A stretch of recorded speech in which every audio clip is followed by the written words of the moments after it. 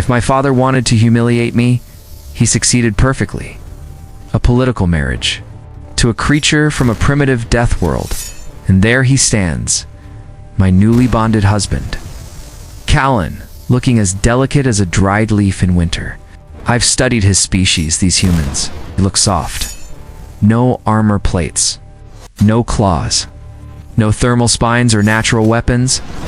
Just bare skin, fragile bones, and a strange obsession with plants and paper books. My people. The Valkyr are forged in volcanic arenas and raised on battle hymns. We are warriors born and bred. He looks breakable. I hide my contempt daily. But today, contempt is the least of my problems. The ship's alarms scream. The entire cruiser shudders and to in as boarding clamps bite into the hull. We're being attacked. My honor guard, the finest soldiers of House. They'll immediately form a protective circle around me. Obsidian armor glowing in the flickering red emergency lights. Their energy pikes hum with lethal promise. My hand rests on my homesteel ceremonial dagger. A small comfort. This marriage was meant to be symbolic, a sterile ceremony. No warmth, no joy, just diplomats mouthing words like unity while their eyes betrayed suspicion. I was a sacrifice for peace. For weeks, Callan and I have shared this diplomatic cruiser. Throughout it all, he has been polite, quiet, gentle. He tends to the tiny plant he brought from Earth and reads those fragile paper novels as if the world around him cannot touch him. Earth, a death world where oceans rage like beasts. Storms tear cities apart, and even harmless microbes can kill the unprepared. My tutors called it savage, but looking at Callan, this soft, mild man, I couldn't reconcile the two. How could such a deadly planet produce something so gentle? Then the blast doors scream and buckle. Through the smoke, hulking shapes storm the corridor. Cathar pirates, raiders with serrated blades, ballistic rifles, and a reputation for leaving no survivors. Princess Zelia, behind us. Captain Vorlag barks. I nod, dagger ready.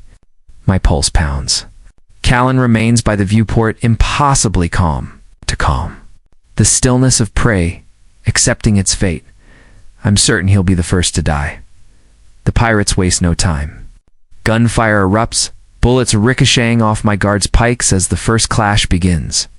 Vorlag charges, slicing down the lead pirate, but sheer numbers overwhelm us. One legionnaire falls. Then another. A third is ripped apart by laughing raiders. Cold panic claws up my spine. Vorlag can't hold them alone.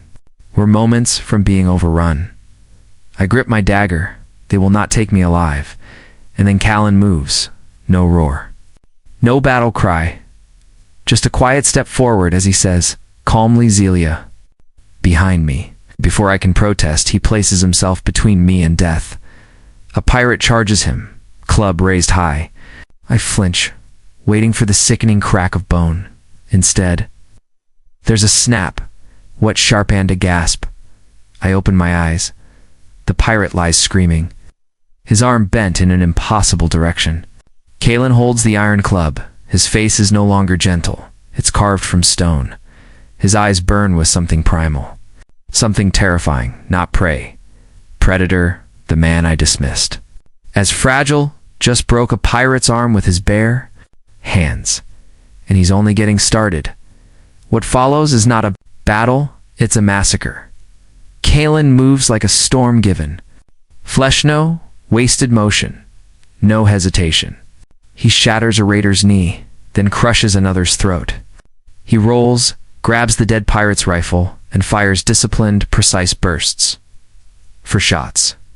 For bodies, he fights with brutal simplicity, the efficiency of something that learned to survive where everything tries to kill you. He uses a fallen pirate as a shield to rush through gunfire. He flips a table to break line of sight. He never stops advancing. This isn't martial arts.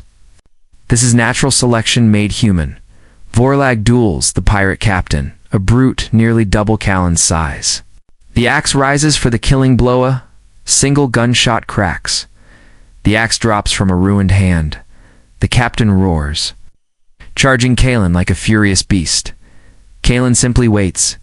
At the last second, he steps aside. One precise stomp shatters the captain's knee. The giant falls, screaming. Kalen is already on him. Arm around his throat dash, crack silence. 12 pirates dead. In under a minute, Kalen stands in the middle of the carnage. Chest rising slightly, his simple suit stained with alien blood. When he turns toward me, for a heartbeat, that predator's fire is still in his ancient cold. Unyielding, the look of something raised on a world that kills the unprepared. A death worlder, but then he blinks. And the gentle man returns as if someone flipped a switch. He steps toward me. "Are you hurt?"